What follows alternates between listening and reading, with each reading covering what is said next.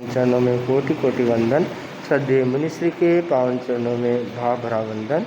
उपस्थित समस्त श्रावक श्राविका समाज, चरे बेटी विहार करते करते आज मुनिश्री बेलूर के इस विष्णु वाटिका में पधारे हैं।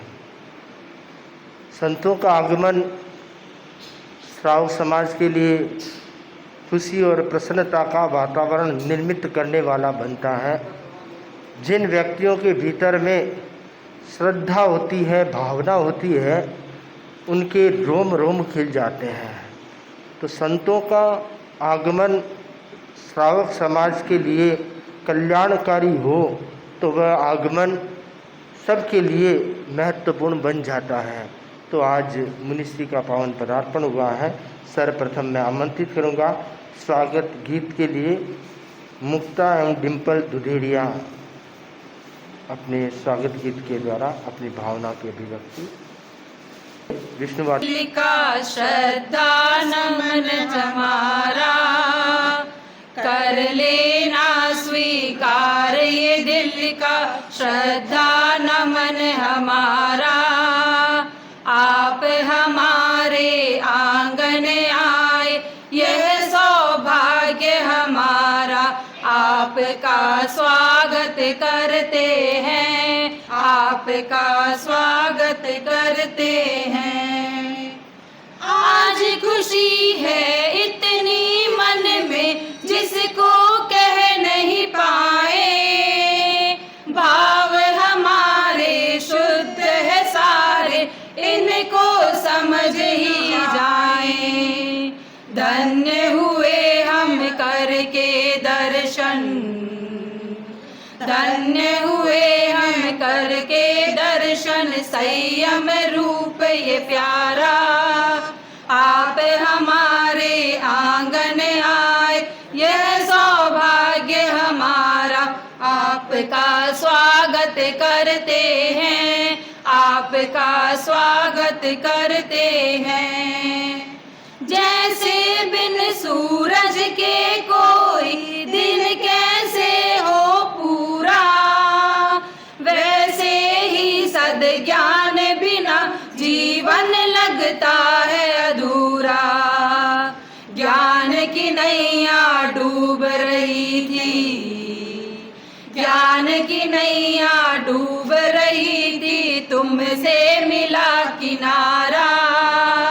आप हमारे आंगन आए यह सौभाग्य हमारा, आपका स्वागत करते हैं, आपका स्वागत करते हैं। कोई नहीं है हमको सच्ची राह दिखाने वाला, तुमको देखा तो आत्म में हमने पाया उजाला।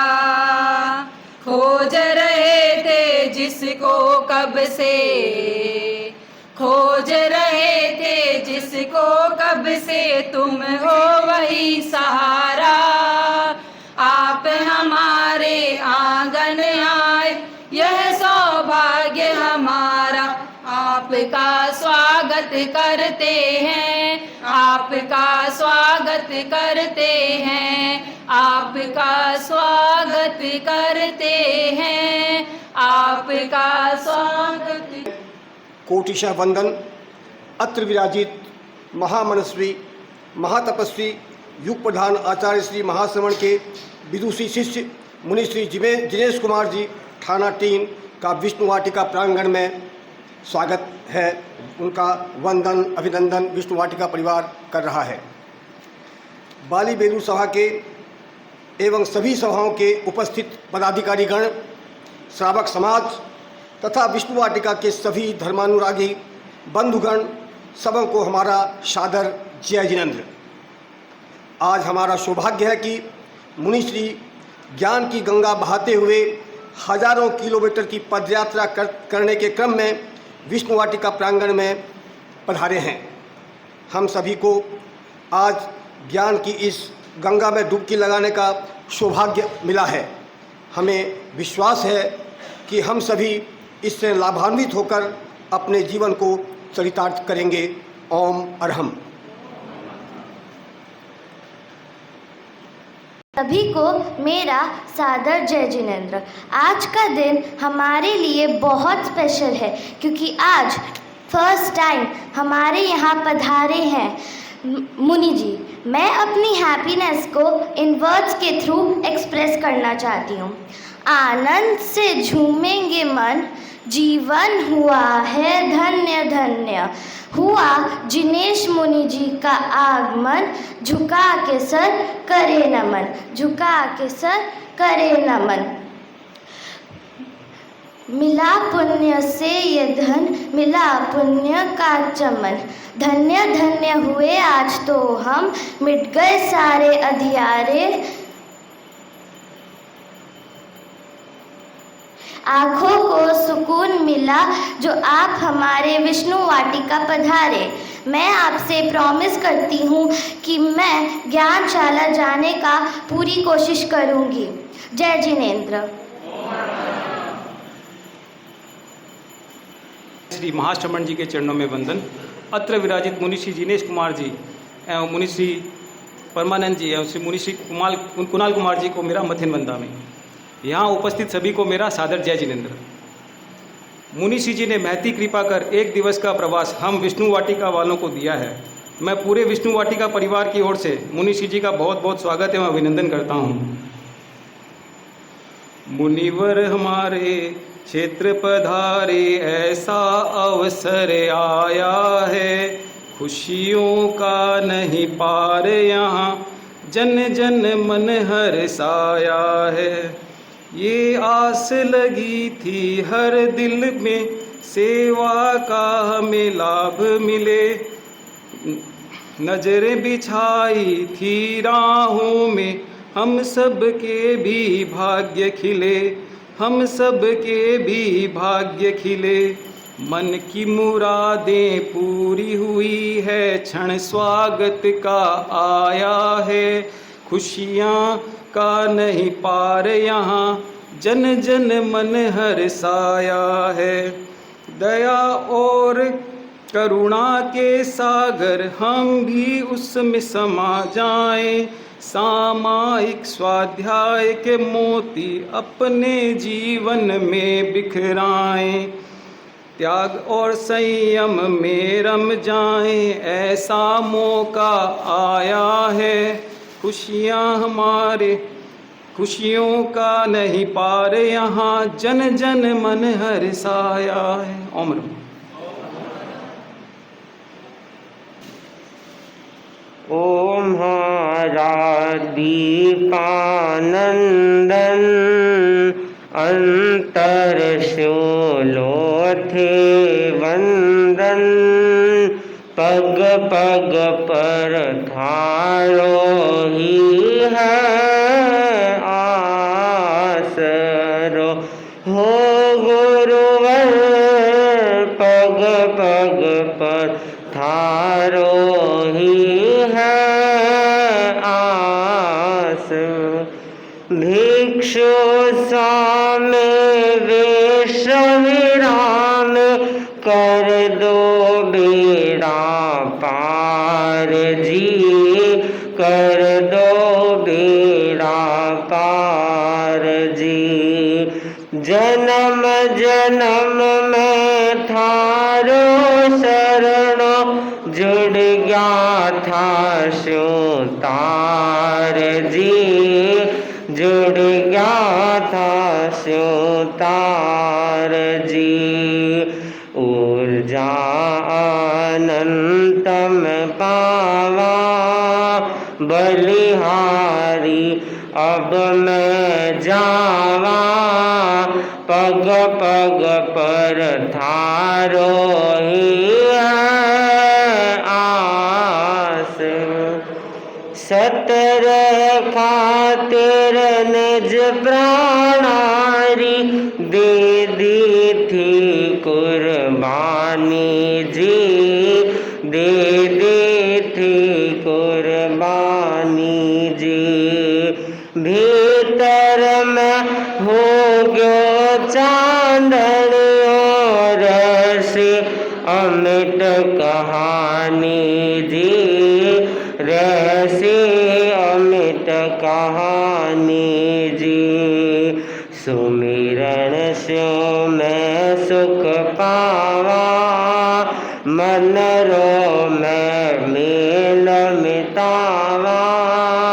पग पग पर थारो ही है आस, कष्टारे काले राता में मान थारो शरणो है, मान थारो शरणो है। अटूट संकल्प मन रो थारो ही पथ वरनो है, थारो ही पथ वरनो। लाखारी नैया तारी, प्रगट्या थे भिक्षु भारी। पग पग पर थारो ही है आस, अंतर्यान शिव पथगामी। अत्राणारा त्राण जी, अत्राणारा त्राण। रोम रोम में स्वामी बसिया, जो तन में है प्राण जी, जो तन में है प्राण। कीरत सारे जग फैली, प्रवचन री अद्भुत शैली। पग पग पर थारो ही है आस, सिरियारी रो संत सुआयो। तुलसी गीत सुनायो जी, तुलसी गीत सुनायो। आँखा में उतरो स्वामी जी, घट घट में बस जाओ जी, घट घट में बस जाओ। थारे चरना में आया, मानो मैं वीरन पाया। पग पग पर थारो ही है आस, हो गुरुवर पग पग पर थारो ही है आस रो। ओम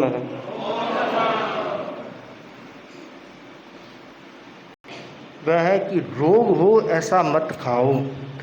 भोजन करना तो आवश्यक हो सकता है, भोजन के बगैर कोई भी व्यक्ति लंबे समय तक जीवित नहीं रह सकता।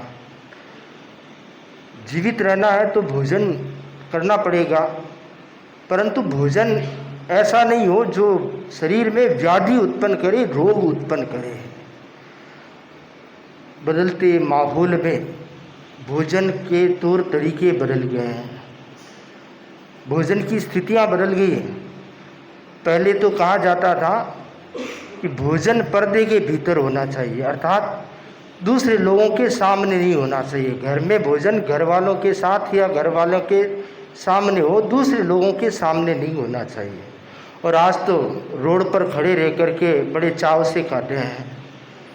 तो भोजन की पद्धतियां बदल गई है, परंतु भोजन में स्वस्थता रहे, भोजन से शरीर को स्वस्थता प्राप्त हो, ये ख्याल हर व्यक्ति को रहना चाहिए।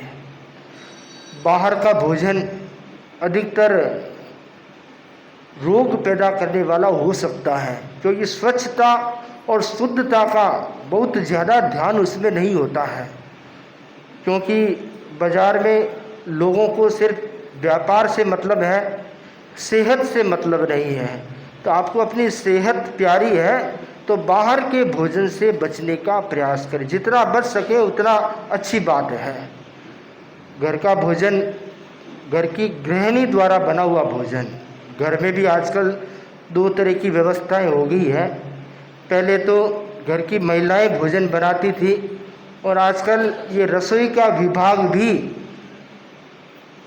जो खाना बनाने वाली है या खाना बनाने वाले लोग हैं, वेतनिक लोग हैं, उनके हाथों में चला गया है।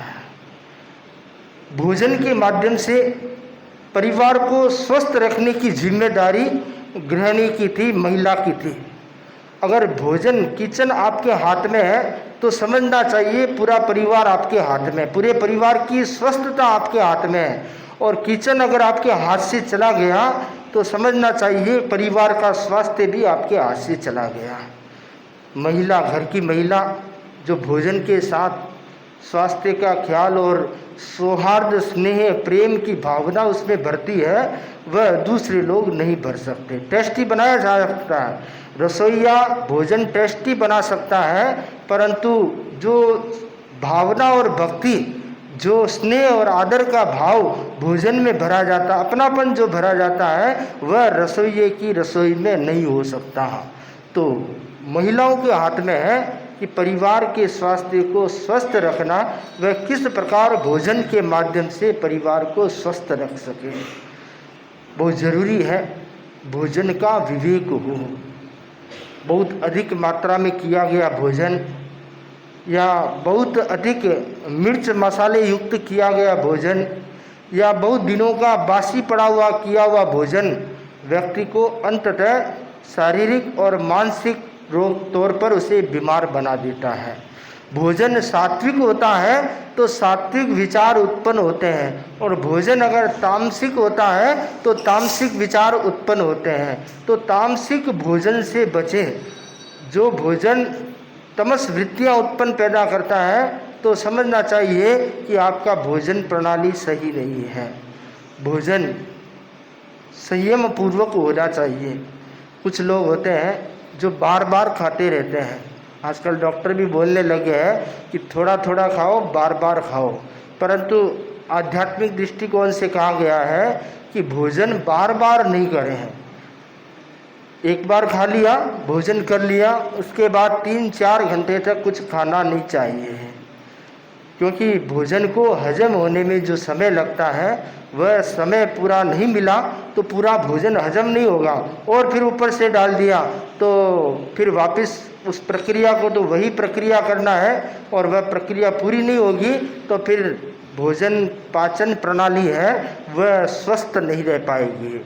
तो ज़रूरी है कि भोजन, एक भोजन से दूसरे भोजन के बीच में पर्याप्त गैप हो। 3 घंटे, 4 घंटे, 5 घंटे गैप होने से व्यक्ति भोजन से स्वस्थता को प्राप्त कर सकेगा।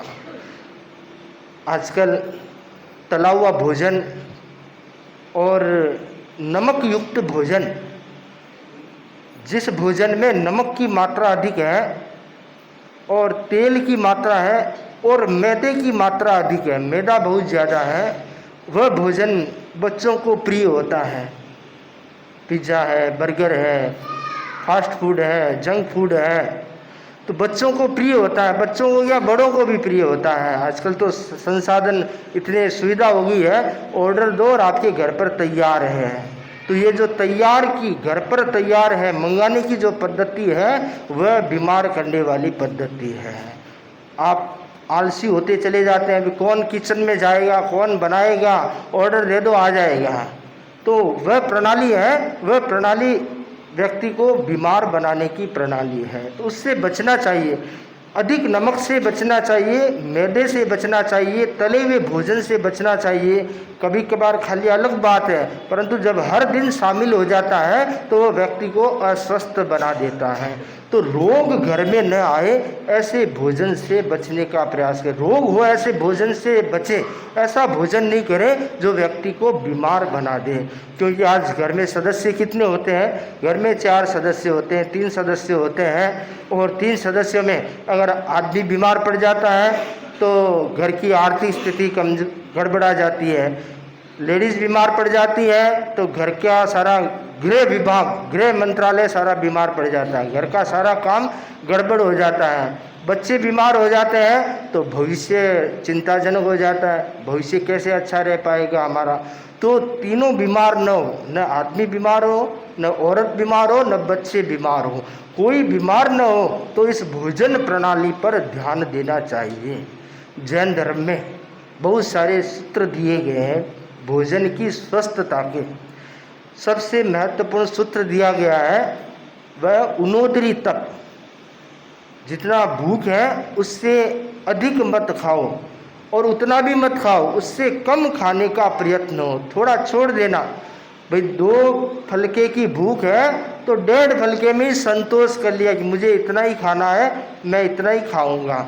तो उनोदरी तप जो करता है वह लंबे समय तक स्वस्थ रह सकता है। दूसरा है रात्रि भोजन परिहार। पहले तो देखा जाता था कि सूर्यास्त से पहले पहले प्राय खाना हो जाता था और खाना भी सामूहिक ही होता था। आज की तरह नहीं था एक एक आदमी आए, एक एक रोटी बनाते जाओ, एक एक उतारते जाओ, खाना खिलाते जाओ। चूल्हे की पद्धति थी तो जो भी खाना बनता सामूहिक बनता और जब बनता परिवार के सारे सदस्य खाना खा लेते थे।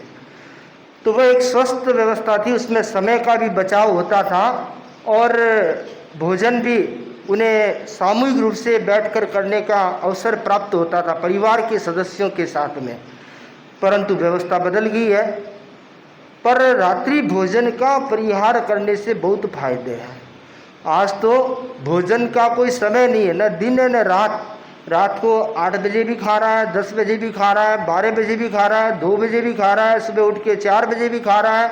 उनके लिए कोई वर्जित टाइम नहीं रह गया है। तो बहुत ज़रूरी है भोजन का रात्रि में वर्जित टाइम को वर्जित ही रखें। आप देखिए कुदरत के साथ मेल कैसे बैठता है। जो पशु पक्षी दिवस भोजी है वो रात्रि में भोजन नहीं करते, छोड़ देते हैं। रात हो गई भोजन छोड़ देते हैं। सुबह जब प्रकाश होने लगता है, सूर्योदय होता है, उसके बाद वो अपने भोजन की क्रिया में प्रवृत्त होते हैं।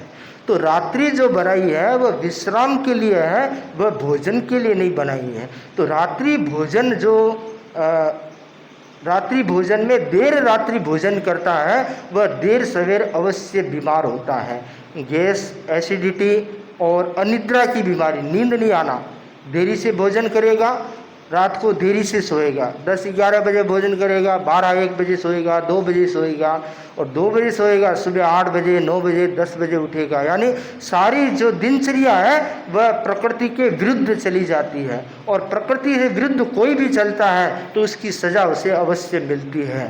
तो बहुत ज़रूरी है कि प्रकृति के साथ रहते हुए जैन पद्धति में जो बताया गया है कि सूर्यास्त के बाद भोजन न करें, रात्रि भोजन न करें। रात्रि भोजन से जितना बचेंगे उतना ही आपको फायदा है।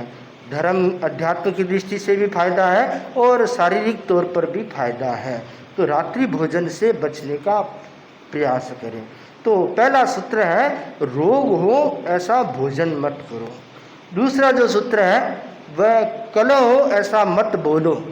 बोले बगैर जीवन नहीं चलता है, बोली का व्यवहार निभाना पड़ता है, परंतु बोली में मधुरता हो, बोली में ऐसी बोली न हो जिससे झगड़ा हो जाए। कुछ लोग ऐसे होते हैं जो बोलते हैं तो तत्काल झगड़े जैसा वातावरण बन जाता है। तो ऐसे बोली वाले को अपना आत्मचिंतन कर अपनी बोली को सुधारना चाहिए, क्योंकि जो जैसा बोलेगा उसको वापस वैसा ही मिलेगा। अगर आप प्रेम के साथ बोलोगे, आदर के साथ बोलोगे तो वापस प्रेम और आदर मिलेगा। अगर आप लड़ाई झगड़े के रूप में बोलोगे तो वापस लड़ाई झगड़ा ही प्राप्त होगा। तो अच्छी भाषा बोले, अच्छे जबान से शब्द निकाले, ये बहुत ज़रूरी है। क्योंकि जिह्वा संभली तो जीवन संभल गया और जीवा बिगड़ी तो जीवन बिगड़ गया। इस जीवा पर बहुत सारा खेल है। तो जीवा को मधुर बनाएं, जीवा को अच्छी बनाने का प्रयत्न करें। एक आदमी बस में चढ़ा, बस भरी हुई थी और चढ़ते ही बोला कि लगता है इस बस में सब जानवर बैठे हुए हैं। तो जो आगे की सीट पर सज्जन बैठे हुए थे उनको बड़ा बुरा लगा, इसके पास 2 आँखें हैं, इसको दिखाई नहीं देता, इस बस में जानवर है, इंसान बैठे हुए हैं। तो तत्काल बोला, हाँ भाई साहब, बस में तो जानवर ही भरे हैं, बस एक गधे की कमी थी, वह भी आपके आने से पूरी हो गई है। अब आप सोचिए कि जो जैसा बोलेगा उसको वापस वैसा ही जवाब मिलेगा। अगर वो अच्छा बोलता तो अच्छा जवाब मिलता, और खराब बोला तो उसको खराब जवाब मिला।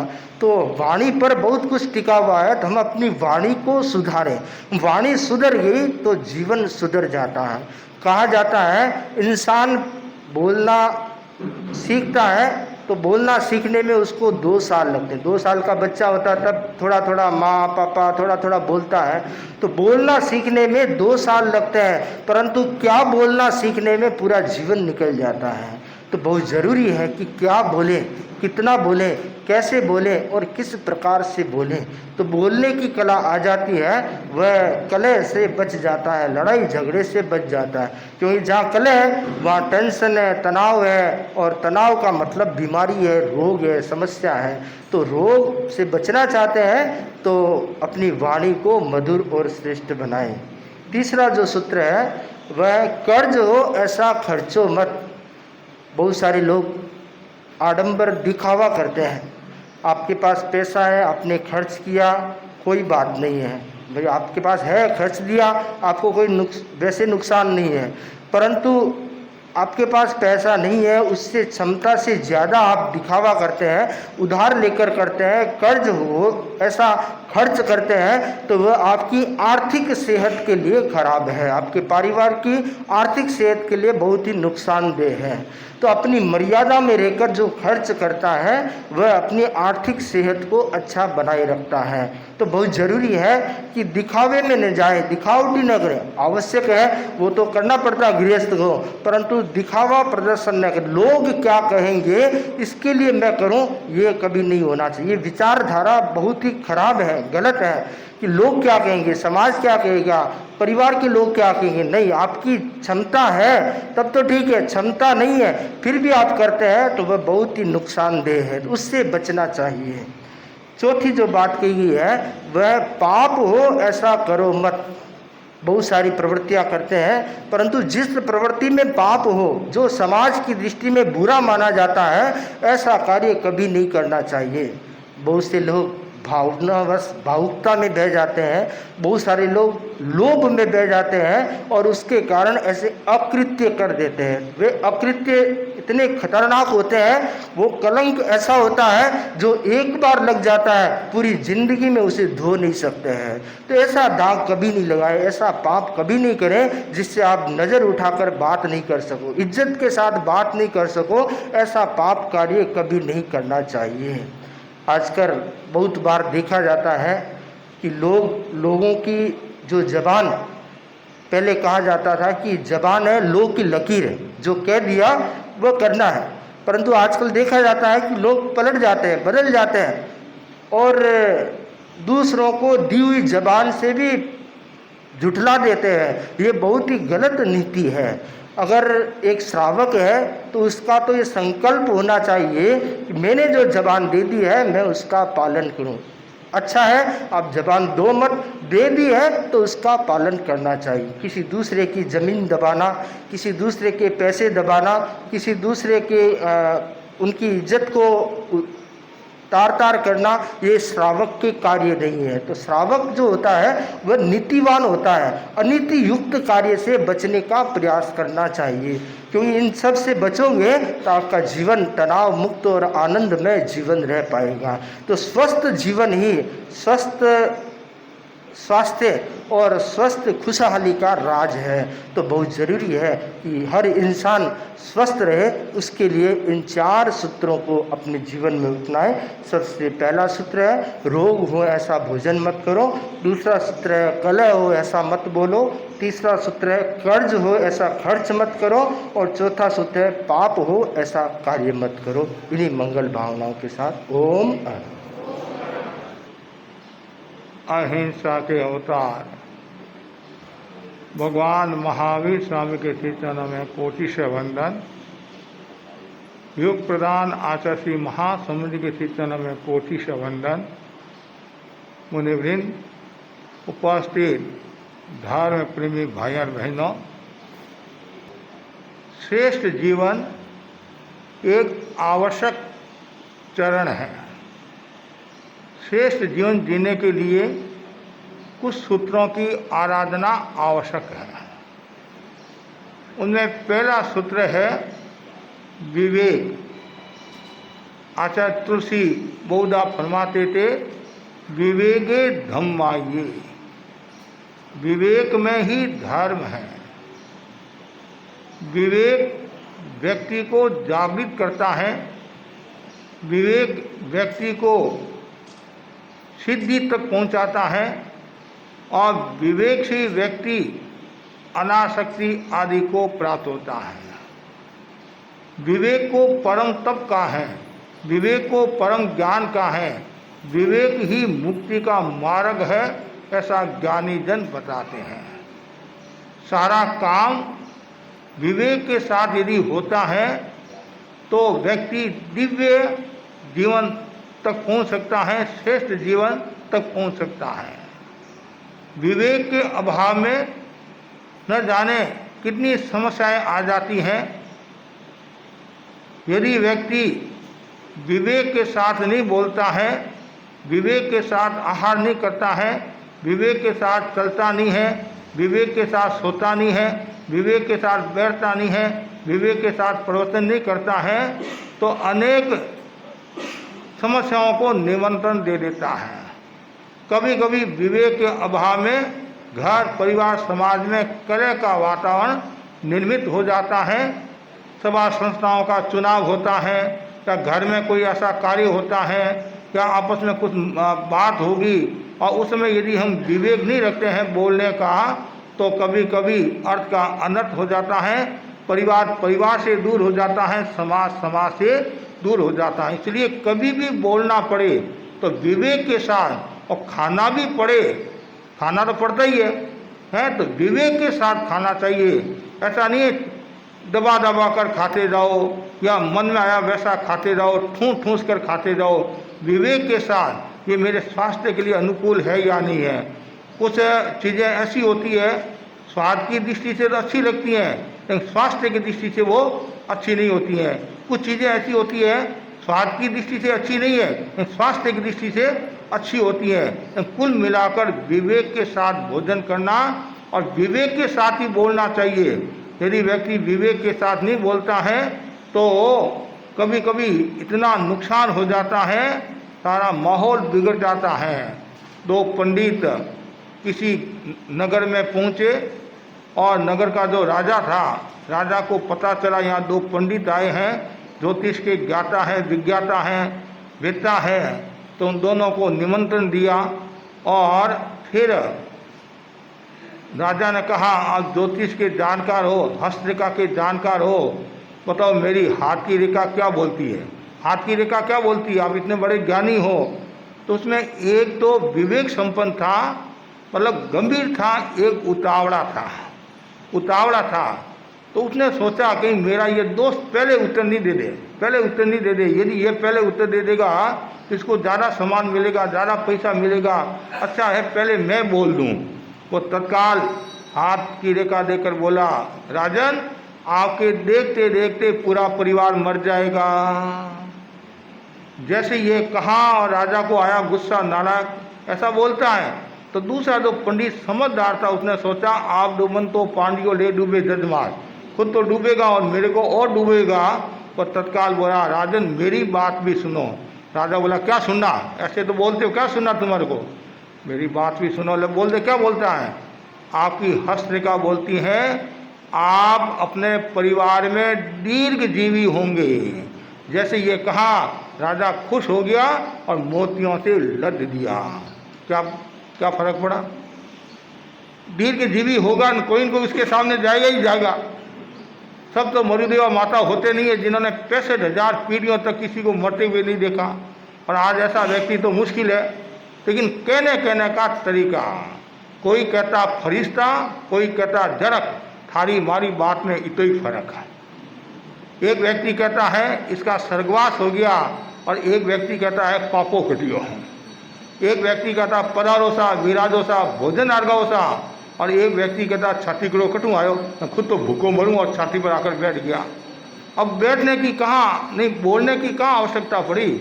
आपको भोजन कराना है, आपकी इच्छा, नहीं कराना आपकी इच्छा, नहीं कम से कम विवेक तो रखो। हर बात में विवेक, कैसे बैठना उसमें भी विवेक होना चाहिए। कभी कभी क्या होता है, पीछे से बहनें आती है और आगे आकर बैठ जाती हैं, ये भी अविवेक है। आपको यदि आगे बैठना, पहले आओ कहते नहीं, पहले आओ पहले पाओ, है ना, पहले आओगे तो पहले पाओगे आप, और आते तो बाद में और पहले आगे आने की कोशिश करते हैं, ये अच्छा नहीं है। ऐसे ही कभी कभी क्या होता है, बहनें चीर कर जाती है, नहीं। और यदि आपको रास्ता लेना है, मांगना है, तो हमारी तो एक परंपरा है, साधुओं की परंपरा है, यदि साधु के कोई रास्ता चाहिए तो हाथ से ऐसे दूसरे साधु को कहता मुझे इस रास्ते से जाना है। ये विवेक है, मतलब कैसे बैठना, बड़ों से कैसे बात करना, छोटों से कैसे बात करना, और संतों से भी बात करना तो विवेक के साथ बात करनी चाहिए। वो ये संत हैं, संत के सामने कैसी बात करनी चाहिए, खुले मुंह नहीं बोलना। कभी कभी क्या होता है, आप खुले मुंह बोलते हैं, मुंह में कोई कण है आदि है, वो कभी कपड़ों पर गिर जाता है। कोई यदि पान पराग खाकर आया हुआ है तो कभी कभी वे कण हैं कपड़ों पर गिर जाते हैं। तो ये सब विवेक होना चाहिए। बड़ों के साथ कैसे बोलना, राजा के सामने कैसे बोलना, सेठ के सामने कैसे बोलना, घर के मुखिया के सामने कैसे बोलना, औरत के सामने कैसे बोलना, सबका विवेक होना चाहिए। और जितना ज़्यादा विवेक होगा उतना ही आपका जीवन श्रेष्ठ होगा और दिव्य तक पहुंच सकते हैं। और यदि आपके पास में बोलने का विवेक नहीं है, खाने का विवेक नहीं है, बैठने का विवेक नहीं है, तो फिर एक दृष्टि से आपका जीवन शून्य है। जब साधु दीक्षा को स्वीकार करता है तो गुरु को क्या निवेदन करता है, कहम चरे कहम चिट्टे कह मासे कहम चरे कहम भुंजन तो भाषण तो पाऊँ कहूँ न बंदी। गुरुदेव आपने मुझे दीक्षा दे दी है, अब मैं क्या करूं जिससे मेरे पाप कर्म का बंधन न हो, मतलब कैसे चलूं, कैसे खाऊं आदि मेरे पाप कर्म का बंधन न हो। तो गुरु ने कितना सुंदर उत्तर दिया, जैम चरे, तुम कोई भी प्रवृत्ति करो यत्ना पूर्वक करो, जागरूकता के साथ करो, सावधानी पूर्वक करो, सावधानी हटी दुर्घटना घटी। कितना सुंदर है ये। क्यों? जहाँ अविवेक होता है तब ऐसी घटनाएं होती है। कभी कभी इतना अनर्थ हो जाता है, वही मोबाइल से बात करती हैं तो ध्यान नहीं देती हैं, तो कभी कभी गिर भी जाती हैं। एक जगह की बात है, एक बहन मोबाइल से बात करी थी और खाक में छोड़ा था, ऐसे खाक में छोड़ा और मोबाइल से बात करी और ऊपर संभवतः छत पर बात करी थी। तो क्या कभी कभी क्या बात करते करते आधा घंटा हो गया, 1 घंटा हो गया, तो हाथ दर्द करने लग जाता है। तो आप क्या सोचते हैं, ये मतलब इस हाथ से इस हाथ में मोबाइल लेकर इधर से मैं बात करने लग जाऊं।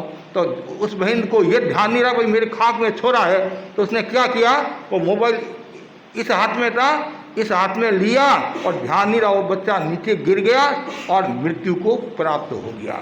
ये लापरवाही, अविवेक। कभी कभी ऐसा होता है, आप भोजन बनाते हैं, भोजन में भी अविवेक हो जाता है। डालना है मिश्री और डाल देते हैं फिटकरी, कभी नमक डालना है कभी और कुछ डाल देते हैं। मैं एक घर पर गोश्री के लिए गया, मतलब गोश्री के लिए गया, हम ठहरे हुए थे। बहन ने कहा महाराज मेरे हाथ से भी व्रत निभा दो, वो गोश्री समझो व्रत निभा दो। और तो बहन ने कहा महाराज मिश्री की कृपा कराओ, मिश्री की। तो बहन जानकार थी, श्रद्धा वाली थी, भक्ति वाली थी, और उसने मिश्री समझकर मुझे बेरा दी और मैंने भी मिश्री समझकर ले ली। और जब मैं ठिकाना आया देखा वो मिश्री नहीं, वो फिटकरी थी, फिटकरी थी। तो कभी कभी अब वो उसमें कोई विवेक, मतलब विवेक भी हो सकता है और लापरवाही भी हो सकती है। कभी कभी अति उत्साह, कभी कभी अति उत्साह होता है, भाई ये मिश्री तो है, और अति उत्साह में कभी कभी भूल भी हो जाती है, लेकिन कुल मिलाकर विवेक जितना आपके भीतर में होगा उतना ही व्यक्ति आगे बढ़ेगा। कभी कभी आप कहते नहीं महाराज ये पढ़ा लिखा तो है और थारी पढ़ाई में धूल, कहते नहीं, कभी कभी ऐसा बोलते नहीं कि तुम इतना पढ़ा लिखा है तुम्हारे में विवेक नहीं है, कैसे बात करना, बड़ों का कैसे सम्मान करना, कैसे इज्जत देना, और तुम खुद तो भोजन के लिए बैठ गया और तुम्हारे पापा दादा ऐसे खड़े देख रहे हैं। तो ये विवेक की कमी। 4 दोस्त थे और पढ़ लिख कर होशियार हुए। उन्होंने सोचा ऐसा व्यापार करे थोड़े समय में हम अरबपति हो जाए।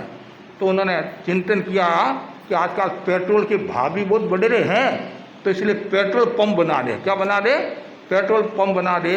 तो उन्होंने मिलकर एक बहुत बढ़िया पेट्रोल पंप बनाया और खूब एडवर्टाइज किया सब कुछ किया और मेन रोड पर भी था, सब कुछ था, फिर भी एक भी गाड़ी तेल भराने के लिए नहीं आई। 1 साल हो गया। उन्होंने सोचा क्या बात है, आप बता सकते हैं क्यों नहीं गाड़ी आई? कि वो पेट्रोल पंप नीचे नहीं था, पहली मंजिल पर था। पहली मंजिल पर पेट्रोल पंप आपने बनाया तो गाड़ी ऊपर कैसे चलेगी, कैसे चलेगी? ये विवेक की कमी हुई। फिर उन्होंने सोचा अब ऐसा करें, आजकल होटल, लोग बाहर बहुत भोजन करने के लिए जाते हैं, ज्ञानी जन तो कहते हैं होटल और बोतल से बचो, लेकिन आजकल आप क्या करते हैं, होटल को गले लगा रहे हैं, होटल इसे तड़ो, लेकिन आप गले लगा रहे हैं, जिसके कारण बीमारियां बढ़ रही हैं। और कितनी बीमारियां बढ़ रही हैं? आज से 30 वर्ष 40 वर्ष पहले संभव थे इतनी बीमारियां नहीं थी। आज तो घर घर में बीमारियां। और कोई व्यक्ति यदि स्वस्थ है, कोई भाई स्वस्थ है, कि भाई थारे कोई बीमारी क्यों नहीं? ऊपर से और बोलते हैं तुम्हारे कोई बीमारी नहीं है, बीमारी नहीं है। इसका मतलब है कि भाई सब बीमार हो जाओ तो हम सब एक ही कैटेगरी में आ जाए। लेकिन पहले कितने स्वस्थ रहते थे। तो उन्होंने सोचा भाई होटल बनाए, तो उन्होंने खूब एडवर्टाइज भी किया, सब कुछ किया, लेकिन एक भी ग्राहक नहीं आया। क्यों नहीं आया? वो पेट्रोल पंप लिखा हुआ था, तो वो तो नाम मिटाया नहीं, होटल तो लिखा है नहीं, होटल तो लिखा नहीं, तो ग्राहक कहाँ से आएंगे, ग्राहक कहाँ से आएंगे? फिर उन्होंने सोचा आजकल यातायात के साधन बहुत बढ़ गए हैं, और यहाँ से बस स्टेशन जाते हैं, रेलवे स्टेशन जाते हैं, तो 200-300 रुपये की कमाई हो जाती है। रिक्शा वाला ले जाता है, टोटो वाला ले जाता है, या कार में 500-600 रुपये की कमाई होती है। ये भी अच्छा धंधा है। तो ठीक है, सुबह से लेकर शाम तक घूमे, एक भी यात्री नहीं आया। तो ये क्या, सब रिक्शे भर भर कर जा रहे और हमारे यहाँ कोई यात्री नहीं आ रहा है। यात्री कहाँ से आएगा? वो चारों ही रिक्शे में बैठे हुए थे, चारों ही रिक्शे में बैठे हुए थे, तो यात्री आएंगे कहाँ से? रिक्शा खाली होगा तब यात्री अंदर घुसेंगे। फिर थोड़े दिन के बाद में क्या होता है, वो रिक्शा फंस गया, रिक्शा फंस गया। बेचारे खूब धक्का दे रहे हैं, खूब धक्का दे रहे हैं, वो रिक्शा निकल नहीं रहा। कारण 2 आगे से धक्का दे रहे हैं और 2 पीछे से धक्का दे रहे हैं, तो कहाँ से निकलेगा, कहाँ से निकलेगा? यह है विवेक की अकमी। विवेक की कमी होगी, अकमी का विवेक की कमी होगी। विवेक की कमी के कारण ये सब समस्याएं आई। यदि वही विवेक के साथ काम करते, पेट्रोल का, होटल का या सवारी का, तो वो आराम से जीवन जी सकते थे और अच्छी कमाई भी हो सकती थी। इसलिए यदि आपको श्रेष्ठ जीवन जीना है तो सबसे पहले विवेक चेतना को जागृत करो। बार बार भावना भाओ कि मेरे भीतर में विवेक चेतना जागृत हुए, मैं विवेक संपन्न बनूं। और जो जितना ज़्यादा विवेक संपन्न होगा उतना ही वो धर्म में उतरेगा, उतना ही श्रेष्ठ जीवन जिएगा और उतना ही वह दूसरों का प्यारा होगा। और सब लोग कहेंगे कि ये विवेक संपन्न आदमी है, ये कभी भी बोलता है आत्मीयता के साथ बोलता है, प्रेम के साथ बोलता है, और सब तोल कर बोलता है। कोई भी ऐसा शब्द नहीं बोलता है जिसे अविवेक साबित होता हो। दूसरा जो सूत्र बताया गया बहुत सुंदर है। यदि जीवन को श्रेष्ठ बनाना है, दिव्य तक पहुंचाना है, तो मन में वैराग्य का भाव होना चाहिए, विरक्ति का भाव। विषय विरक्ति अर्थात शब्द, रूप, रस, गंध, स्पर्श, ये जो है इनसे व्यक्ति को दूर रहना, इसमें डूबना नहीं चाहिए। आप सुन रहे हो, देख रहे हो, खा रहे हो, पी रहे हो, चख रहे हो, सुन रहे हो, स्पर्श कर रहे हो, इन सब में समता रखना, राग देह से मुक्त होकर प्रवृत्ति करना, तब तो व्यक्ति विरक्तिवान कहलाएगा, वैराग्यवान कहलाएगा। और यदि वो उसमें डूबा हुआ है वो विरक्तिवान नहीं कहलाएगा। आज देखते हैं व्यक्ति विषय भोग की ओर बढ़ रहा है, सुविधावादी मनोवृत्ति की ओर बढ़ रहा है, और जिसके कारण अराजकता फैल रही है, अत्याचार बढ़ रहा है, भ्रष्टाचार बढ़ रहा है, बलात्कार बढ़ रहे हैं। कारण विरक्ति का भाव नहीं है। और जितना विरक्ति का भाव होगा उतना ही व्यक्ति श्रेष्ठ जीवन जिएगा। तो अपेक्षा है हमारे जीवन में विरक्ति का भाव आए, संसार से भी विरक्ति का भाव आए, परिवार से भी विरक्ति का भाव आए, और घर में रहते हुए भी विरक्ति का जीवन जी सकते हैं। कुछ लोग आज भी ऐसे मिलेंगे आपको, घर में रहते हैं फिर भी वो अपनी साधना करते हैं, अपने कर्तव्य का निर्वहन भी करते हैं, लेकिन वो परिवार में डूबे हुए नहीं रहते हैं। कितना सुंदर कहा है कि हमें अनासक्ति की साधना करना है। जे समदृष्टि जीवड़ा करे कुटुंब प्रतिवार, अंतरंग न्यारा रे ज्यों धाय खिलावे बार। जैसे धाय माता बच्चे को खिलाती हैं, पिलाती है, नवराती हैं और माँ से भी ज़्यादा प्रेम देती हैं, फिर भी वो क्या कहती हैं, लड़का मेरा नहीं है। उसी प्रकार आप घर परिवार में रहते हुए ये चिंतन करो, 4 दिनों की चांदनी फिर अंधेरी रात, बस केवल 4 दिनों का मेरा संबंध है और वे संबंध में अच्छी तरह से निभाता रहूं जिसमें मेरे आसक्ति का भाव नहीं आए।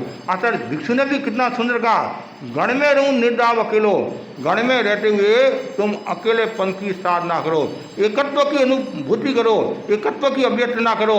और जो व्यक्ति एकत्व की अभ्यर्थना करता है, एकत्व की अनुभूति करता है, वही व्यक्ति विरक्ति की साधना कर सकता है। जरूरी है हमारे जीवन में विरक्ति का भाव आए, और जो जितना ज़्यादा विरक्ति की साधना करेगा उसका आवामंडल भी अच्छा होगा, धर्म में स्थित होगा, ज्ञान बढ़ेगा, राग घटेगा और भगवान की वाणी के प्रति उसकी आस्था मजबूत होगी। इसलिए आवश्यकता है हम कोई भी प्रवृत्ति करें उसमें विरक्ति का भाव हो, अनासक्ति का भाव हो। यदि आसक्ति है तो नुकसान है, विषय में आसक्ति है, भोग में भोग का भाव है, सुविधावादी मनोवृत्ति है तो समझना चाहिए आपके भीतर में विरक्ति का भाव नहीं है। कभी कभी देखते हैं छोटे छोटे बच्चों को देखते हैं और एक एक बच्चे के पास में जो पेन होते हैं, पेंसिल होती हैं 200 रुपये की, 300 रुपये की, 500 रुपये की।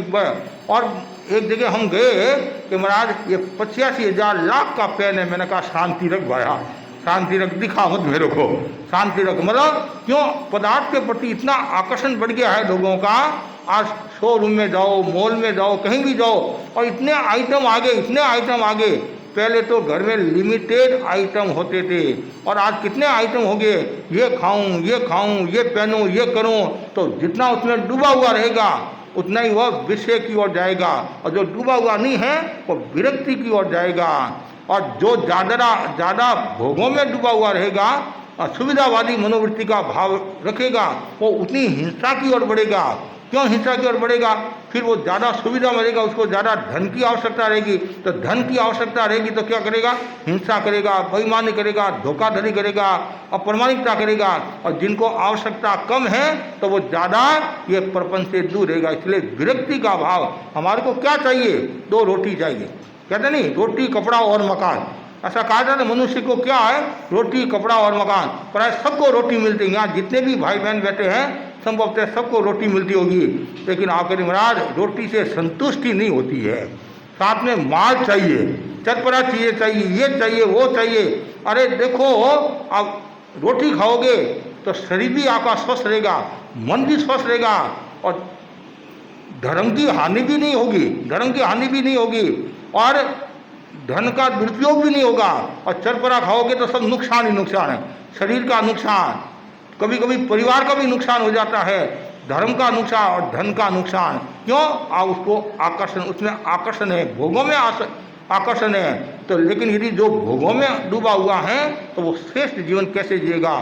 श्रेष्ठ जीवन जीना है तो हमें क्या करना होगा, विरक्ति का भाव। एक एक बहन के पास में 50-50, 100-100 साड़ी मिल जाएगी, कितनी, तो भी संतुष्टि नहीं है। वो बाजार में से निकलती है कि पतिदेव ये साड़ी तो बहुत जोरदार है, ये तो बहुत अच्छी लग रही है।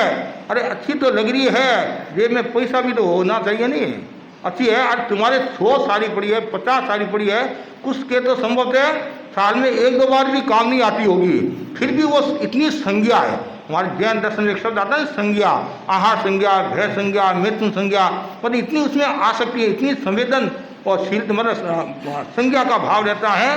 तो कभी कभी वह इतना उसमें डूब जाता है तो वो आत्मा से दूर हो जाता है, धर्म से दूर हो जाता है। और उसमें यदि आयुष्य का बंधन हो जाए तो व्यक्ति दुर्गति को निमंत्रण देता है। नहीं, महाआरंभ महापरिग्रह पंचेंद्रियवद मांसाहार, जो परिग्रह में डूबा हुआ रहता है, पदार्थ में डूबा हुआ रहता है, वह कभी भी चेतना का स्पर्श नहीं कर सकता है और कभी भी आत्मा की अनुभूति नहीं कर सकता है और कभी भी यथार्थ सुख का अनुभव नहीं कर सकता है। इसलिए श्रेष्ठ जीवन जीना है तो ये दूसरा सूत्र बताया है। क्या बताया दूसरा सूत्र?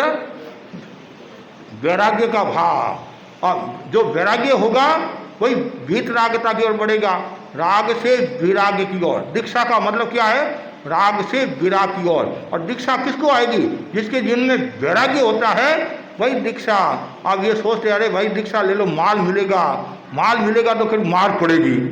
आचार्य भिक्षु ने भी गानी, दीक्षा दीजो देख देख लेख लिखिया मोकड़ा, भेड़ा आटे कर दो मत ढाऊ माऊ ढोकड़ा।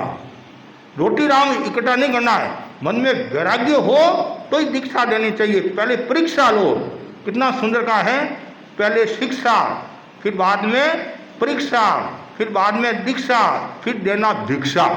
तो क्या है, जीवन श्रेष्ठ होगा तो हमारे भीतर में हमेशा विरक्ति का भाव। आचार्य भिक्षु के जीवन में कितनी विरक्ति थी, जब उन्होंने दीक्षा ली उससे पहले उन्होंने कितनी साधना की, कितनी साधना की। साधना कौन करेगा?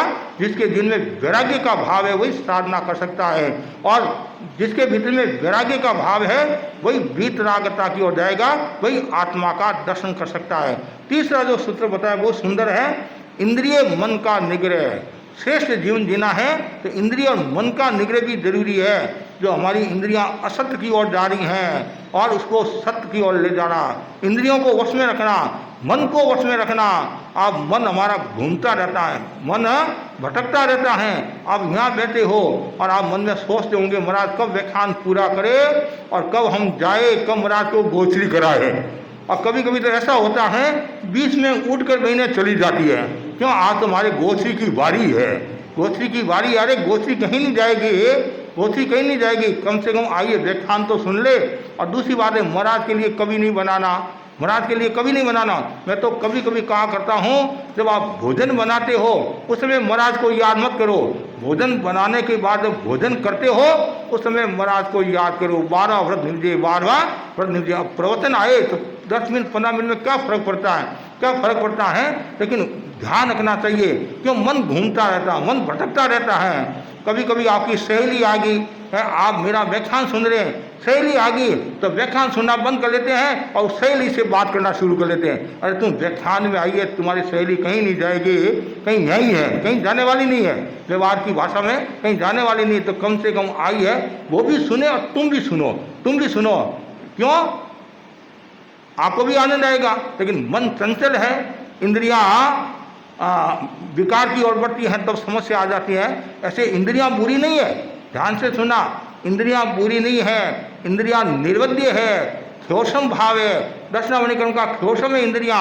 लेकिन राग देश जुड़ जाता है तब समस्या आती है।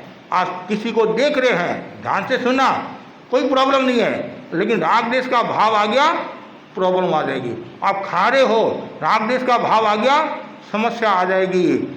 आपने नाम सुना होगा कुंडरीक और पुंडरीक का, कुंडरीक और पुंडरीक, दो बड़े दोनों भाई थे। एक ने दीक्षा ली और पुंडरीक मुनि ने दीक्षा ली, और पुंडरीक राज करे थे और उनके पिता ने भी दीक्षा ली। अब राज दीक्षा लेने के बाद में 1000 वर्ष तक उन्होंने साधना की। कितनी? 1000 वर्ष तक साधना, और साधना करते करते उनके बीमारी आ गई, स्वास्थ्य खराब हो गया। तो उनके जो बड़े भाई थे, जो राजा थे, उन्होंने निवेदन किया, आप हमारी नगरी में पधार जाओ, यहाँ सब सुविधा है, चिकित्सा भी की सुविधा है, आग पानी की भी सुविधा है, थान आदि की भी सुविधा है, और मेरी सेवा भी हो जाएगी। कि मैं राजा हूँ, ऐसे तो मैं बार बार आ नहीं सकता, मेरा नैतिक कर्तव्य है, लेकिन गाँव में होंगे तो मैं आपकी सेवा करता रहूँगा। संतों ने सोचा इतनी भावना है, तो संत पधार गए और दवाई शुरू हुई। धीरे धीरे तन तो ठीक होने लगा और मन खराब होना शुरू हो गया। आपको आश्चर्य होगा, कहानी को, घटना को जितना लंबाई उतनी थोड़ी है, लेकिन लास्ट में परिणाम क्या आता है। एक दिन भाई ने कह दिया कि महाराज कब विहार करे हो। एक तो मैं कहता हूँ बाली बेलूर से विहार करने का भाव है, और एक आप कहते महाराज कब विहार करे हो। इसका मतलब है अब जल्दी यहाँ से रवाना हो जाना चाहिए, जल्दी रवाना होना चाहिए। एक तो सासू जी कहते हैं जमाई जी कब जा रहे हो, तो फिर जमाई को रुकना नहीं चाहिए, फटाफट रवाना हो जाना चाहिए। और एक जमाई कहता है कि नहीं मैं आज जा रहा हूँ, तो सासू जी के आदमी अभी तो आए वो 4 दिन रुको, कितना फर्क पड़ता है। तो भाई ने कहा, तो मुनिराज ने कहा थोड़ा और समय लगेगा, कृपा कराओ। ऐसे करते करते आषाढ़ का महीना आ गया और आषाढ़ शुद्धि का टाइम आ गया, लेकिन मुनिराज तो विहार का नाम ही नहीं ले रहे। फिर महाराज ने को कहा कि महाराज कब विहार करे हो, चातुर्मास का समय नज़दीक आ गया, लोग भी आके इंतजार करे हैं कि हमारे बड़े संतों का चौमासा है, बड़े संतों का चौमासा है। आखिर पुंडरीक मुनि ने क्या कहा? मन चंचल था, मन में विषय विकार का भाव था कि देख भाई, अब मेरा साधुपना में मन नहीं है, अब मैं संसार में आऊँगा, राज्य करूँगा। जैसे ये कहा और बड़े भाई को धक्का लगा कि मैंने निवेदन किया तब पधारे, यदि मैं निवेदन नहीं करता तो नहीं पधारते, और ऐसी समस्या संभव से नहीं आती, तो लगता है मेरे जोग से ये समस्या आई है। तो वो बोले महाराज कि मेरे बाप की गादी है, और मेरे बाप ने भी दीक्षा ली, मेरे बाप ने भी दीक्षा ली, और आपका मेरा एक ही बाप है, तो ये मेरे बाप की गादी खाली नहीं जाएगी। आपकी इतनी भावना, मैं तो नहीं कहता हूँ आप संसार में आओ, और आपकी भी भावना है संसार में आने की, तो आपका कपड़ा मुझे दो और मेरा कपड़ा आप लो। और ऐसा ही हुआ, और दोनों ने 2.5 दिन राज्य किया। एक तो साधना में राज्य किया, मतलब साधुपना पाला, और एक ने 2.5 दिन का राज्य किया। पुंडरीक मुनि संसार में केवल 2.5 दिन रहे और आयुष्य पूरा हुआ और मरकर 7वीं नारकी में गए। कहाँ गए? 7वीं नारकी में गए। और इधर तो 2.5 दिन जिसने साधुपन पाला, एकदम इंद्रिय और मन को वश में करके अनासक्ति के साथ में, और वे जीव मरकर सर्वार्थ सिद्ध नामक देवलोक में गए। इधर भी 33 सागर और उधर भी 33 सागर। अब बोलो अब ये क्यों हुआ? मन की चंचलता, इंद्रियों की चंचलता और आसक्ति के कारण। अब बोलो आओ, एक छोटी सी बात, लेकिन वो छोटी बात नहीं है, कभी कभी वो बड़ी बात भी हो जाती हैं, बड़ी बात भी हो जाती हैं। इसलिए ज्ञानी जन कहते हैं इंद्रिय और मन का निग्रह रखो, इंद्रिय और मन को वश में रखो, और जो जितना ज़्यादा इंद्रिय और मन को वश में रखेगा उतना ही वह श्रेष्ठ जीवन जिएगा। लेकिन बड़ा कठिन काम है, कहना तो सरल है, और बार बार हमारे ज्ञानी जन भी बोलते हैं, मन लोभी, मन लालची, मन चंचल, मन चोर, मन के मते न चालिए, पलक पलक में और मैं जानूं मन मर गया, मरकर हुआ भूत, मुँह पीछे उठ खड़ा ऐसा मेरा पूत है। आप इधर मन को वश में करने की कोशिश करते हैं, इधर और कुछ समस्या आ जाती हैं, लेकिन मन और इंद्रियों को जो वश में करने वाला जो व्यक्ति है वो श्रेष्ठ जीवन जीता। जरूरी है इंद्रियों का संयम, जितना ज़्यादा इंद्रियों का संयम होगा उतनी आपकी साधना अच्छी होगी और उतना ही आपका जीवन अच्छा होगा और घर का वातावरण पवित्र होगा। घर में लड़ाई होती नहीं, घर में झगड़ा होता, घर है तो लड़ाई झगड़ा तो होता ही स्वाभाविक है। क्यों? लड़ाई का मुख्य 2 कारण है। एक तो भोजन को लेकर लड़ाई होती है, भोजन को लेकर लड़ाई होती है, और एक शब्द को लेकर लड़ाई होती है। भोजन क्या? आज ये नहीं तुमने ठीक बनाया, आज ये नहीं किया, आज ये नहीं किया, ऐसा नहीं किया, वो नहीं बनाया, ये तो लड़ाई। और कोई किसी ने कोई कटु वचन कह दिया, कुछ कह दिया, ये लड़ाई। मुख्य बात है रसनेंद्रिय के असंयम के कारण घर में लड़ाई झगड़ा होता है। ऐसे 5 इंद्रियां हैं, 5 इंद्रिया में 4 इंद्रियां 2-2 है, 2-2 है नहीं, 4 इंद्रियां, 2 कान, 2 नाक, 2 आंखें, 2 स्पर्श है, 2 भाग हो गया। तो और काम सबका एक एक है, और रसेंद्रिय एक है और काम 2 है। एक तो बोलना और एक खाना। बोलने में असंयम होता है तब वकील के पास जाना होता है, और खाने में असंयम होता है तब डॉक्टर के पास जाना होता है। ये दोनों का यदि संयम हो जाए तो घर स्वर्ग में हो जाएगा और जीवन श्रेष्ठ हो जाएगा। आवश्यकता है हम रसनेंद्रिय को वश में रखने की कोशिश करें। 5 इंद्रियों में रसनेंद्रिय पर विजय प्राप्त करना बहुत कठिन काम होता है, और जिसने इंद्रिय और मन को वश में कर दिया उसका बेड़ा पार है। और हम भी बार बार हमारे साधुओं को भी कहते हैं, गुरु जब हमारे को दीक्षा देते हैं तो यही कहते हैं भाई तो इंद्रिय और मन को वश में रखना, अनुशासन में रहना। और अनुशासन में कौन रहेगा? अनुशासन में जो पाक भीरू है वो अनुशासन में रहेगा, तो उसके लिए इंद्रिय और मन को वश में रखना जरूरी है। चौथा जो बिंदु बताया बहुत सुंदर है, मुमुक्षु भाव। मन में हमेशा मुमुक्षु भाव होना चाहिए। मुमुक्षु भाव का मतलब क्या हुआ? मुक्त होने की इच्छा। जो दीक्षार्थी होता नहीं, दीक्षा लेने वाला है, तो उसके लिए शब्द लगता है मुमुक्षु, है नहीं? मुमुक्षु वीणा, मुमुक्षु अशोक है, इसका मतलब मुक्त होने की इच्छा। और हमारे यहाँ सम्यक्तों के 5 लक्षण है नहीं, संवेग, निर्वेद, अनुकंपा, आस्तिक्य है नहीं, तो उसमें नहीं शांत है आवेग सारे, शांति मन में व्याप्त है, मुक्त होने, हाँ बस मुक्त होने की प्रेरणा। मतलब किससे मुक्त होना? सासू से मुक्त होना क्या? ससुर से मुक्त होना, बाप से मुक्त होना? नहीं नहीं, किससे मुक्त होना? राग देश से मुक्त होना, हमेशा मन में मुमुक्षु भाव में मोक्ष की इच्छा रखना, राग देश का जो बंधन है उससे मैं मुक्त बनूं, ये भावना भाना। और ऐसे भी मुमुक्षुत्व हर व्यक्ति को प्राप्त नहीं होता है। शंकराचार्य ने बहुत सुंदर लिखा है, दुर्लभम त्रिमेवेतर देवानुग्रह हेतुकम मनुष्यत्व मुमुक्षुत्व महापुरुषे संश्रय। उन्होंने ऐसा लिखा है कि देवता के अनुग्रह से ये 3 बातें प्राप्त हुई है, मनुष्यत्व, मुमुक्षुत्व और महापुरुषों का संश्रय संपर्क। तो ये मुमुक्ष भाव, मुमुक्षुत्व हर किसी को प्राप्त नहीं होता है। कोई बिरले जीव होते हैं जो दीक्षा के पथ पर जाते हैं, ज़्यादातर तो संसार में रचे पचे हैं, संसार में डूबे हुए हैं। 10 लड़के लड़कियों को पूछते हैं दीक्षा लेने का भाव है, कोई एक आत्मा के मुंह से शब्द निकलता है महाराज मेरे दीक्षा लेने का भाव है, लेकिन बाकी तो नहीं महाराज, दीक्षा नहीं। अब वो क्या समझती है, क्या समझती है, 9 साल की है, 10 साल की है, फिर भी दीक्षा का नाम लेते हैं। कभी कभी दीक्षा के नाम से समझते नहीं है, फिर कहते हैं धोला कपड़ा पहनना महाराज बनना, ना महाराज नहीं बनना है।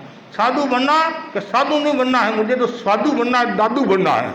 क्या बनना है, दादू बनना। क्यों, आसक्ति है। तो हमारे भीतर में वो मुमुक्ष का भाव रहे, हर समय भावना भाव। देखो दीक्षा आना नहीं आना तो वो तो आगे की बात है, लेकिन भावना तो भाव, भावना। जैसे आप भावना बातें नहीं, मैं कलेक्टर बनूं, आप भावना बातें मैं इंजीनियर बनूं, आप भावना बातें मैं अरबपति बनूं, खरबपति बनूं, और ये क्या मुकेश अंबानी बोलते नहीं, मुकेश अंबानी बनूं या अनिल अंबानी, एक तो कमजोर हो गया, पर एक मतलब गौतम अडानी बनूं, बिल गेट्स बनूं, ऐसे कहते नहीं।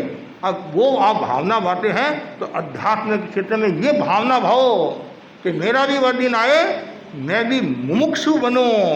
यदि मुझे साधु बना नहीं आया कोई बात नहीं, मतलब कोई बात का मतलब मेरे योग नहीं है, कम से कम अच्छा श्रावक तो बनूं, अच्छा श्रावक बनूं, अच्छा इंसान बनूं।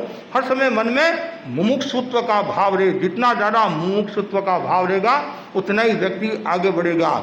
मतलब संसार से मुक्त होने की इच्छा रखना, भीतर में कोई चाह नहीं। संत कौन होता है पता है आपको? संत कौन होता है? जो सफ़ेद कपड़ा पहनता वो संत है। या अच्छा बकता है, अच्छा बोलता वो संत है, सबको राजी रखता वो संत है, गोथरी पानी आता वो संत है। वास्तव में संत कौन?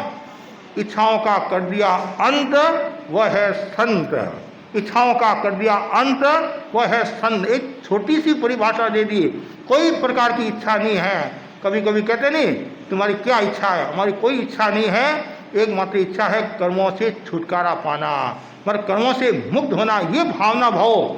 बाकी तो ठीक है, संसारी जीवों के मन में इच्छा होती है मेरे भी बंगला बन जाए, मेरे भी बहू आ जाए, मैं दादी बन जाऊं, परदादी बन जाऊं, सोने की निश्च नहीं चढ़ जाऊं, न जाने कितनी भावनाएं आती है। संसारी जीव है, स्वाभाविक है, कोई बड़ी बात नहीं, स्वाभाविक है। संसार में रहते हैं, एक दूसरे को देखते हैं, एक दूसरे को देखते तो भी आपके मन में आ जाता है एक भाई मेरे को 50 साल हो गए बाली बेलूर में आए, और इसको 10 साल हुए, इसने तो फ्लैट ले लिया, बंगला बना दिया, और मैं 50 साल से अभी तक किराए के मकान में घूम रही हूँ। ये भगवान मेरे ऊपर भी ध्यान दो, मैं भी मकान वाली बन जाऊँ, मतलब घर का मकान हो जाए। लेकिन कभी ये मन में आता है कि इसने दीक्षा ली, मेरे मन में भी वो भावना आए, इसने मास खमन किया है, मेरे मन में भी वो भावना है। वो भावना तो कम आती है, भोग की भावना ज़्यादा आती है, संसार की प्रवृत्ति की भावना ज़्यादा आती है। लेकिन भावना ये होनी चाहिए मैं संसार के बंधनों से मुक्त हो जाऊं, संसार के जितने बंधन हैं उन सबसे मुक्त हो जाऊं और आत्मा में निवास करूं। आत्मा में निवास करने का मतलब है परमात्मा की दिशा में बढ़ना। आत्मा में निवास करने का मतलब है सत्य का साक्षात्कार करना, और आत्मा में रहने का मतलब है और अपने जीवन को श्रेष्ठ बनाना, जीवन को शक्तिशाली बनाना। तो मैं सभी भाई बहनों को विशेष तौर से कहूँगा कि हमें ये मनुष्य का जन्म मिला है, और मनुष्य का जन्म भी हर किसी प्राणी को नहीं मिलता है। हर किसी प्राणी को, मैंने कल रात को भी संभव से बताया था, अनंत ऐसा प्राणी है अभी तक जिनको मनुष्य का भव प्राप्त नहीं हुआ है। मनुष्य भव को छोड़ो, अभी तक वो पक्षी काय अवकाय में भी नहीं आया, क्यों? वो अव्यवा राशि में पड़े हैं। अव्यवा राशि है नहीं, वनस्पति के 2 भेद है नहीं, साधारण वनस्पति और प्रत्येक वनस्पति। तो साधारण वनस्पति और में एक जीव में, एक शरीर में अनंता जी, अनंता जीव है, और प्रत्येक शरीर में एक जीव है। तो अव्यवहार राशि के जो जीव है वो साधारण वनस्पति से जुड़े हुए हैं, साधारण वनस्पति से। और निगोद के जीव, ये साधारण वनस्पति, अव्यवहार राशि, सूक्ष्म बादल, बहुत गहरी व्याख्या है। लेकिन आज भी वो अव्यवहार राशि में जीव है, अभी तक उन्होंने मनुष्य जीवन को प्राप्त नहीं किया है। तो हम तो मनुष्य जीवन को प्राप्त किया है, और मनुष्य में भी ऐसे मनुष्य है जो कभी मोक्ष में नहीं जाएंगे, ऐसे मनुष्य भी है। अभवी है, और उसमें भी ऐसे हैं, अभवी के साथी भवी हैं, वो भी मोक्ष में नहीं जाएंगे। भवी भी ऐसे जीव हैं जो मोक्ष में नहीं जाएंगे, लेकिन हम अभवी के साथी नहीं, इतना हमें विश्वास है। हम अभवी के साथी नहीं है, हम भवी हैं, और एक दिन निश्चित कर्मों का अक्षय करके मोक्ष में जाएंगे, ऐसी हम भावना बातें हैं। तो हमें मनुष्य का जीवन मिला है और हम भवी हैं। प्रश्न खड़ा होगा, हम भवी कैसे, क्या पता, क्या हमारा केवल ज्ञानी हो, आपने कह दिया भवी हो। सीधी सरल भाषा है, मैं बता दूं आपको। हमारे बड़े संत मुनि मोहनलाल जी आमेट ने बड़े पिताजी को पूछा था, उनके बड़े पिताजी को, कि मैं भवी हूँ अभवी हूँ। बस तुम्हारे मन में जिज्ञासा हुई, इसका मतलब ही तुम भवी है। अभवी के मन में कभी जिज्ञासा होती नहीं है, अभवी के मन में कभी जिज्ञासा नहीं होगी। जिसके बीच में जिज्ञासा है, मेरा क्या होगा, मैं कौन हूँ, कहाँ से आया हूँ, मेरी आत्मा का मुझे कल्याण करना है, तो ये भवी के ही मन में आता है, अभवी के मन में नहीं आता है। मजे की बात यह है, अभवी आचार्य भी होते हैं, अभवी आचार्य भी होते हैं, साधुपना देते हैं, आचार्य भी होते हैं। यहाँ तक कि अभवी 9 ग्रह 21वें देवलोक तक जा सकते हैं, 21वें देवलोक तक जा सकते हैं। वो करने की अपेक्षा से, विशुद्धि की अपेक्षा से नहीं, करने की अपेक्षा से जो शुद्ध साधु है उनके नेत्रा में, उनके साथ रहकर जैसे वो क्रिया करते हैं वैसे वही क्रिया करते हैं, और 21वें देवलोक तक जा सकते हैं। लेकिन मोक्ष नहीं जा सकते, मोक्ष नहीं जा सकते। क्यों नहीं जा सकते? उनके मन में कभी आता ही नहीं है। लेकिन जो भवी होगा उसके मन में आएगा, वो पाप से डरेगा। अब भवी पाप से भी नहीं डरता है, और वही पाप से भी नहीं डरता कि उनके मन में वैसे भाव ही नहीं आता है। एक बहुत सुंदर बात आती है, एक राजा को सपना आया कि एक सुअर समझिए, सुअर 500 हाथियों को ले जा रहा है। कितना हाँक रहा है, मतलब 500 हाथियों। ये क्या, एक सुअर 500 हाथियों को कैसे ले जा सकता है? सपना आया, सुबह हुआ, उस गांव में 500 शिष्यों के साथ एक आचार्य आए। आचार्य के साथ 500 शिष्य थे। तो राजा के भी मन में आया, आज उन्हें परीक्षा लेना है, जो मेरे को सपना आया वो सही है गलत है। राजा भी तत्व ज्ञान का जानकार था। राजा ने सोचा, ये सपना आया कि एक सुअर 500 हाथियों को हाँक रहा है, मतलब उसको लेकर आ रहा है। ऐसे हमारा एक नियम था, और आज भी है, सूर्यास्त के आसपास बाहर परिस्थापन करना होता है, पैसा आबादी का परिस्थापन करना होता है, तो आसपास की जगह देखते हैं, कोई हरियाली, काई, कच्चा पानी, जीव जंतु आदि तो नहीं है। क्यों? फिर अंधेरा हो जाता है तो पता नहीं चलता है। तो संतों ने वो जगह देख ली। संतों ने जगह देखने के बाद सूर्यास्त हो गया, अंधेरा हो गया, और संतों प्रतिगमन करे हैं। राजा ने क्या किया, वहाँ कोलसे होते हैं, कोलसे, कोयला, जगह जगह कोयला बिछवा दिए, कोलसा बिछवा दिए।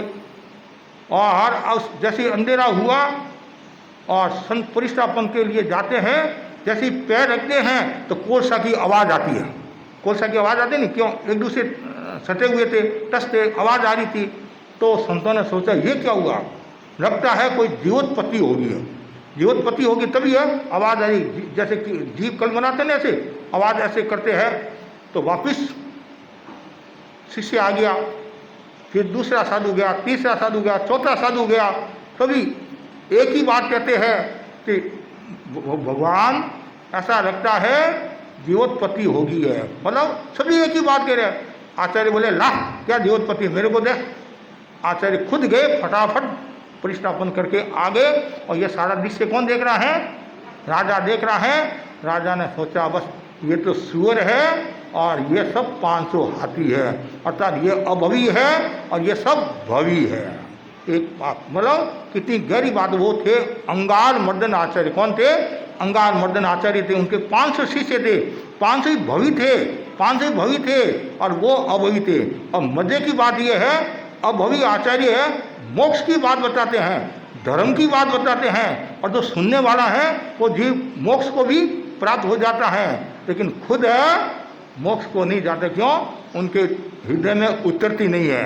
बात करना एक अलग बात है, उपदेश देना अलग बात है, हृदय में उतरना दूसरी बात है। लेकिन जो मुमुक्षु होगा, मुक्त होने की इच्छा रखने वाला जीव है, वो भवी होगा और वो कभी न कभी एक दिन मोक्ष को प्राप्त होगा। जो भवी है, और भवी में भी मैंने आपको कैटेगरी बता दी है, जो मोक्ष जाने की योग्यता रखते हैं। भवी का मतलब मोक्ष जाने की जो योग्यता रखते हैं वो भवी हैं। जो मोक्ष जाने की योग्यता नहीं रखते हैं वो अभवी हैं। कुछ भवी भी अभवी के साथी होते हैं, वो भी मोक्ष में नहीं जाते हैं। जैसे आप अनाज होता नहीं, मूंग आदि, उनमें गुण होते हैं, क्या बोलते हैं, कठोर धान होता नहीं, तो वैसे ही समझ लीजिए आप, तो वो कभी भी मोक्ष में नहीं जाते हैं।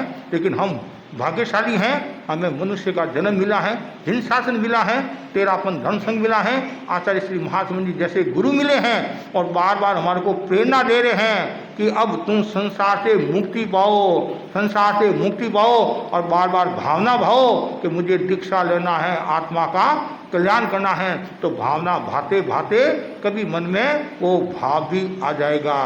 तो बस हमें श्रेष्ठ जीवन जीना है, अच्छा जीवन जीना है, तो दिव्य जीवन तक पहुंचने के लिए श्रेष्ठ जीवन एक चरण है, और श्रेष्ठ जीवन जीने के लिए कुछ सूत्रों की मैंने चर्चा आपके सामने की है। और वापस आप याद कर लो, पहला सूत्र है विवेक। पहला क्या है? विवेक। विवेके धम्माये। मैं कोई भी प्रवृत्ति करूँगा विवेक के साथ करूँगा। खाने में, पीने में, बोलने में, चलने में, रोड पार करने में, परीक्षा में, दुकान में, हर स्थिति में मैं विवेक की साधना करूँगा। विवेक का मतलब है जागरूकता, विवेक का मतलब पृथक्करण, दूध का दूध और पानी का पानी। और जिसकी प्रज्ञा जागृत हो जाती है वह विवेक संपन्न प्राणी कहलाता है। दूसरा जो है वैराग्य, मन में विरक्ति का भाव रहे, शब्द रूप रस गंध स्पर्श में डूबे नहीं, और हमेशा मन में विरक्ति वैराग्य का भाव। उसके लिए आप निर्जरा की साधना करें, संबद्ध धर्म की साधना करें, इससे मन में विरक्ति का भाव आएगा। छोटे छोटे त्याग करने से भी मन में विरक्ति का भाव आएगा। अनंत मेरु मिश्री भक्ति कहते नहीं, अनंत मेरु मतलब अनंत जो पर्वत होते नहीं, मेरु पर्वत को बोलते हैं। अनंत मेरु यदि मैंने मिश्री खा ली है तो भी मैं तृप्त नहीं हुआ हूँ। आखिर कभी कभी तो मुझे तृप्त होना है, आत्मा का कल्याण करना है। उसके बाद में इंद्रिय मन का निग्रह करो, पर इंद्रियों को खुली मत छोड़ो, मन को खुला मत छोड़ो, इनको वश में रखो। कैसे को मतलब क्या? रस्सी से बांध दे, सांकल से बांध दे। रस्सी सांकल वो नहीं है। आप उसे क्या करो, जैसे ही मन में कोई भाव आए, मेरे को जलेबी खाना भाव आ गया, तत्काल उसको रोक दो। भीतर से दो मांग उठती हैं, उस मांग को स्वीकार कर लो कि मुझे ये नहीं करना है, मुझे आज जलेबी खाने के लिए होटल नहीं जाना है, आज मुझे महाराज का व्याख्यान सुनने के लिए विष्णु वाटिका जाना है। विष्णु वाटिका तत्काल मन में वो सत भाव लाओ, अच्छे भाव लाओ, इंद्रियों मन का निग्रह, और फिर एक वीतराग, ये मुमुक्षु भाव, हमेशा मुक्त होने की भावना रखो। ये श्रेष्ठ जीवन के सूत्र है। तो इनकी जो आराधना करता है वो व्यक्ति आगे बढ़ता है। इनके विकास के लिए आप जप, तप, स्वाध्याय और ध्यान आदि के प्रयोग करोगे तो भी आपकी आत्मा निर्मल और पवित्र हो सकती है। इसी आशा के साथ ओम आरहम।